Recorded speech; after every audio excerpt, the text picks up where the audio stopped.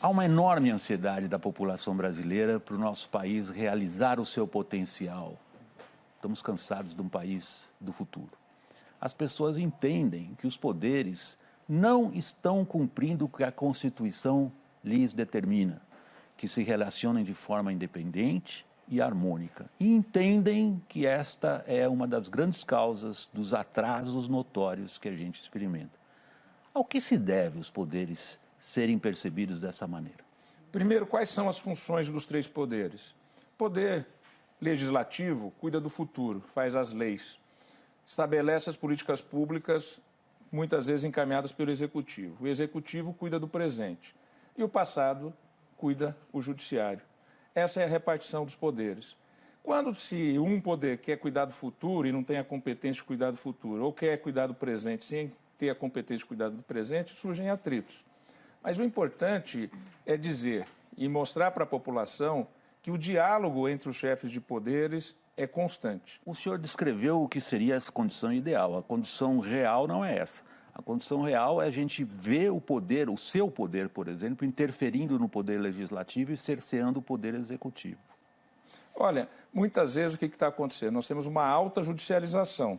20% das ações de inconstitucionalidade são propostas por partidos políticos. Eles perdem no Congresso a votação e vão tentar uma nova votação no Supremo Tribunal Federal, judicializando a política. Como é que o senhor vê setores do governo, setores do executivo, apoiando, conclamando, muitas vezes pedindo diretamente que as pessoas vão às ruas contra o Supremo, contra o Congresso Nacional, estimulando até uma certa incompreensão sobre qual é o papel do Supremo Tribunal Federal e qual é o papel do Legislativo. Como é que o senhor encara isso? A liberdade de expressão e a liberdade de manifestação são garantidos pelo Supremo Tribunal Federal, porque é uma garantia da nossa Constituição.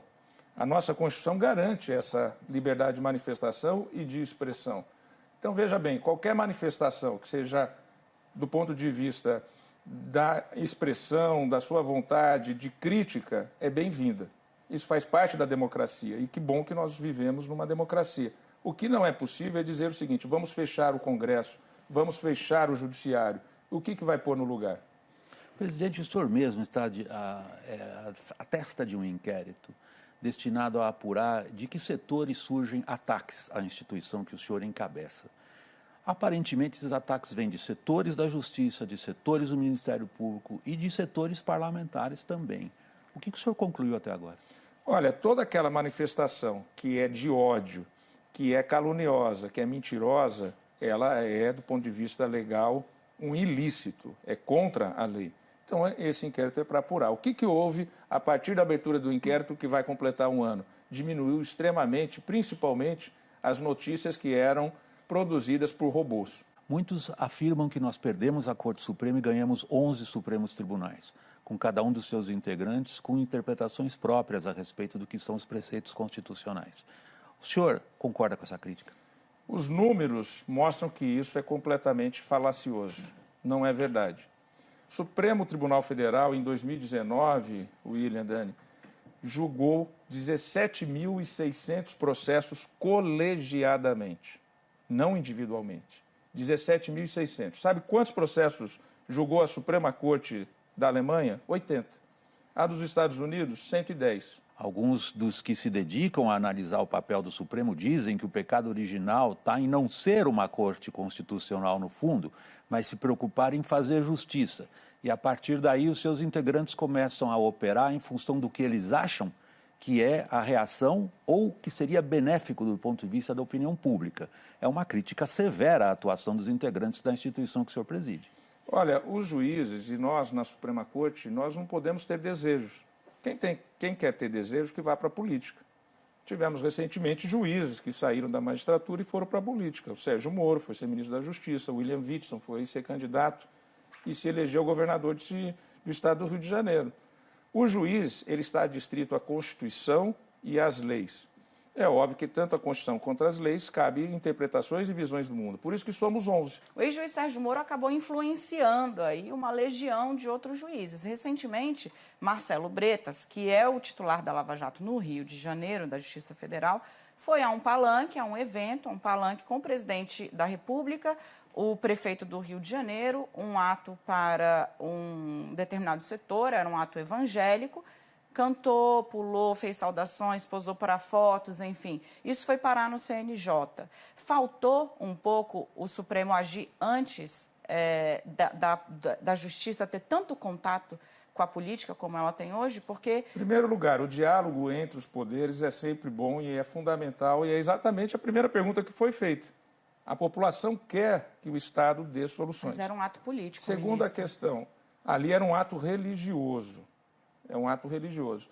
A pessoa tem a sua liberdade de religião, que é garantida também pela Constituição e pelo Judiciário brasileiro. Há, por parte da sociedade em geral, um imenso apoio à campanha anticorrupção.